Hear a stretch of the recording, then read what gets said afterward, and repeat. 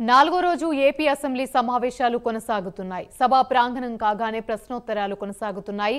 మరో 2 శ్వేతపత్రాలు అసెంబ్లీలో విడుదల చేసేందుకు ప్రభుత్వం సిద్ధమవుతోంది. రేపటితో ఏపీ అసెంబ్లీ సమావేశాలు ముగుస్తాయి. ఇవాళ మధ్యాహ్నం ఏపీ కేబినెట్ భేటీ కానుంది. పోలవరం, అమరావతి సహా ఢిల్లీలో పెండింగ్లో ఉన్న ప్రాజెక్టులపై చర్చ జరగనుంది. కేంద్రం వద్ద ప్రతిపాదించాల్సిన అంశాలపై కేబినెట్లో సమీక్షించనున్నారు. ఏపీకి కేంద్ర బడ్జెట్లో ప్రాధాన్యం ఇచ్చినందుకు ధన్యవాదాలు తెలుపుతూ కేబినెట్లో తీర్మానించనున్నారు.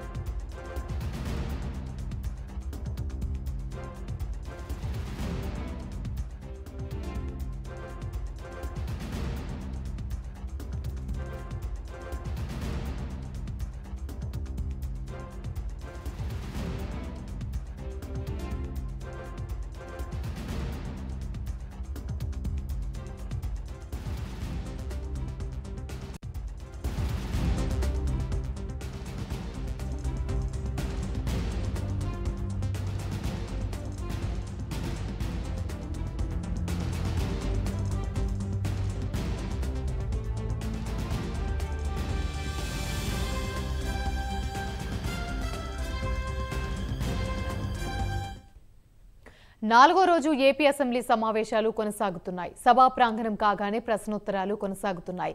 మరో 2 శ్వేతపత్రాలు అసెంబ్లీలో విడుదల చేసేందుకు ప్రభుత్వం సిద్ధమవుతుంది.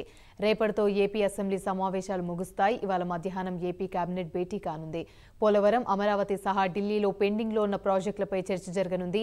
కేంద్రం వద్ద ప్రతిపాదించాల్సిన అంశాలపై కేబినెట్లో సమీక్షించనున్నారు. ఏపీకి కేంద్ర బడ్జెట్లో ప్రాధాన్యం ఇచ్చినందుకు ధన్యవాదాలు తెలుపుతూ కేబినెట్లో తీర్మానించనున్నారు.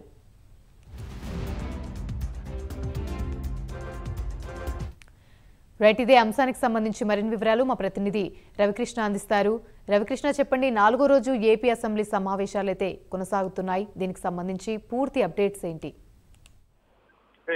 నాలుగో రోజు ఏపీ అసెంబ్లీ సమావేశాలు ప్రస్తుతం అయితే కొనసాగుతున్నాయి. మొట్టమొదటిగా ఏదైతే అసెంబ్లీలో ముందుగా ప్రశ్నోత్తరాలు సమయం కేటాయించారు, 1.5 అవర్ అది అయిపోయింది. అయిపోయిన తర్వాత ఇప్పుడైతే ఎవరైతే గతంలో మృతి చెందినటువంటి ఈ ఏడాదిలో మృతి చెందినటువంటి ఎమ్మెల్యేలు ఎవరైతే ఉన్నారో వాళ్ళందరికీ కూడా నివాళులు అర్పించారు.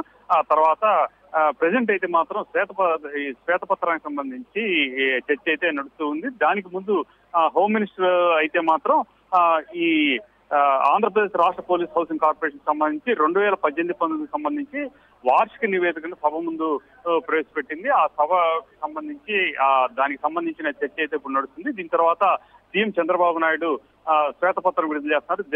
ఏదైతే రాష్ట్రంలో శాంతి భద్రతకు సంబంధించి అంశంలో శ్వేతపత్రం విడుదల చేసిన పరిస్థితి ఉంది. రాష్ట్రంలో గత 5 సంవత్సరాల నుంచి కూడా పూర్తి స్థాయిలో కూడా శాంతి భద్రతలోకి విఘాతం ఏర్పడిందని మొట్టమొదటి నుంచి కూడా టీడీపీకి సంబంధించిన నాయకులు అయితే చెప్తూ ఉన్నారు. అదే విధంగా కూడా గత ప్రభుత్వంలో కేవలం ప్రతిపక్షమే కాకుండా కూడా అందరి మీద ప్రశ్నించిన ప్రతి ఒక్కళ్ళ మీద కూడా అక్రమంగా కేసులు బనాయించడం, అదే విధంగా కూడా వాళ్ళని అనేక రకాలుగా ఇబ్బందులు గురిచేయడం, వారికి ఆర్థిక మూలాలని దెబ్బతీసే విధంగా కేసులతో ఇబ్బంది పెట్టిన పరిస్థితి ఉందని తెలియజేస్తూ ఉన్నారు. ఈ నేపథ్యంలోనే పూర్తిగా కూడా అంటే శాంతి భద్రతలకు సంబంధించి కేవలం ఈ సామాన్యులకో లేకపోతే ప్రతిపక్షానికో కాదు, ప్రధానమైనటువంటి నాయకులు అదే విధంగా కూడా ఎంపీకి సైతం కూడా పోలీసులు అక్రమ కేసుల్లో నిర్బంధించడమే కాకుండా అతని మీద దాడి చేసినటువంటి ఘటనలు వీటన్నింటినీ కూడా ఉదహరిస్తూ ఈ రోజు శ్వేతపత్రం అయితే మరికొద్దిసేపట్లో ప్రవేశపెట్టున్నారు. ఈ శ్వేతపత్రం ద్వారా ఏంటంటే అసలు గతంలో ప్రభుత్వంలో ఏ విధంగా విధ్వంసం జరిగింది,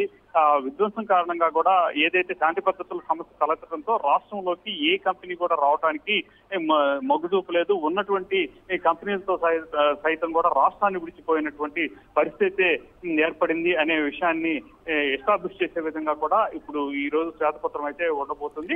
ఇక శాంతి భద్రతల సమస్యను ప్రధానంగా చూసుకుంటున్న నేపథ్యంలో శాంతి భద్రతలకు సంబంధించి ఎటువంటి ఇబ్బంది లేకుండా చూసుకుంటామని చెప్పి తెలియజేస్తూ ఉన్నారు. దీనికి సంబంధించి కొద్దిసేపట్లోనే శ్వేతపత్రం అయితే విడుదల. Right, thank you.